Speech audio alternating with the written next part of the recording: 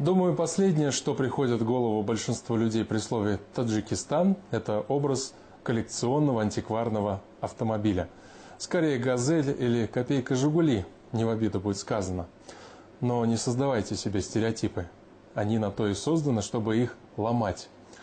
В республике много настоящих ценителей, фанатов ретро-автомобилей. В поисках какого-нибудь грузовика военного времени или Кадиллака, выпущенного ограниченным тиражом в 50-х, они ездят по дальним весям и кишлакам. И, как ни удивительно, находят именно там, в глухих таджикских кишлаках, а не на выставке где-нибудь в Монте-Карло.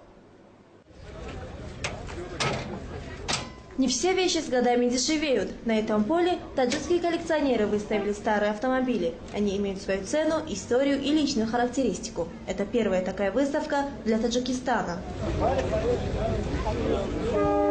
Выставку «Авторетро Душанбе» приурочили ко дню рождения столицы. Местные коллекционеры выставили 80 автомобилей 1931-1970-х годов выпуска. 20 лет тому назад. Самого старого железного коня пригнал Рахимджон Назаров из города Вахдак. Старые коллекционные машины – главная страсть братьев Назаровых. Здесь они представили 10 ретромобилей, а всего их в семье 25. Временно я мотор «Опель Адмирал» – старейший и самый дорогой автомобиль в стране. Особая гордость Назаровых. На сборку и ремонт Рахимджон потратил почти 20 лет жизни. Но какие-то запчасти не может найти до сих пор. Для «Опель Адмирал» найти запчасти очень сложно. Какие-то мы приобретали за рубежом, некоторые переделывали сами. Сборка таких автомобилей – очень тяжелая работа, требующая терпения. Сейчас осталось немного доделать. Как все закончим, тогда подарим городу. Абдушукур Одинаев никому не собирается дарить свой боевой автомобиль, не думает и о продаже, хотя ему постоянно предлагают хорошую цену. Это бронированный автомобиль. На нем в советское время ездили только первые лица республики. Советский лимузин – так называет свой автомобиль Абдушукур. Когда он его покупал, у него не было ни мотора, ни карбюратора, ни кардана. Коллекционер собирал каждую гаечку по всему бывшему Союзу и сделал все собственными руками. Лимузин по всем меркам раритетный. Эту марку выпустили в 30-х годах в количестве всего 12 штук.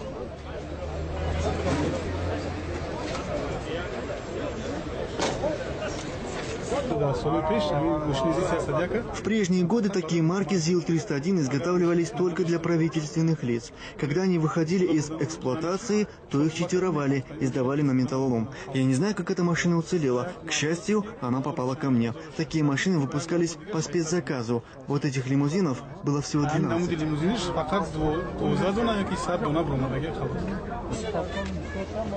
Выставка коллекционных автомобилей стала неожиданным подарком для неизбалованных душанбинцев. Видя такой интерес, власти города предложили клубу ретроавтомобилистов помещение для их драгоценных антикварных экземпляров. Антикварными автомобилями в Таджикистане владеют и министры, и простые смертные. Это особая национальная любовь. Попавшие на выставку, иностранные экспаты не скрывали удивления, что в такой небогатой стране есть такие авто и такое сообщество коллекционеров-фанатиков.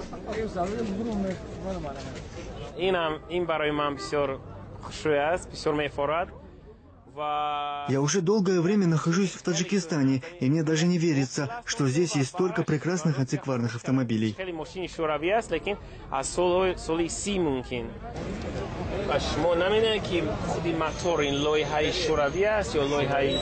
Англичанин Дэвид Харпер в Душанбе впервые увидел модель старой европейской машины. Это знаменитый «Опель», который делали на заказ для первых лиц государств.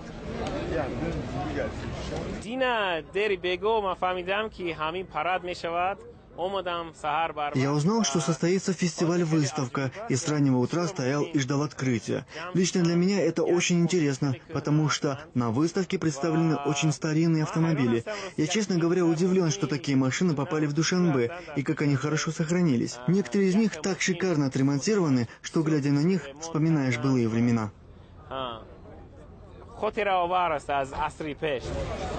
Владельцев коллекционных авто мало интересует их функциональное предназначение.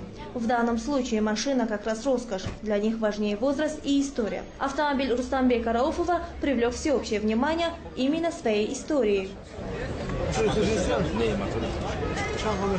Вездеход ГАЗ-67Б – военная машина. В годы Великой Отечественной войны на ней ездили генералы армии и в силу технических характеристик разведчики.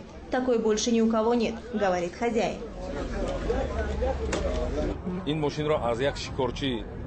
Этот автомобиль 1941 года производства. Я купил его у русского мужчины, дяди Саши из Шахритовского района.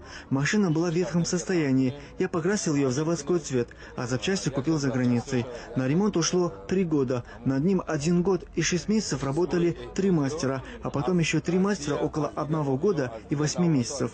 Я готов потратить столько средств, сколько потребуется для полного ремонта, потому что на таком ездили только генералы. После войны каждой советской республике раздавали по одной такой машине, и тогда на них разъезжали чиновники.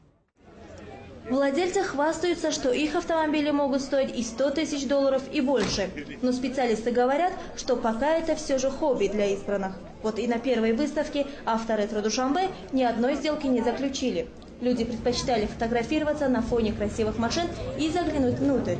Но вот про цены никто не спрашивал.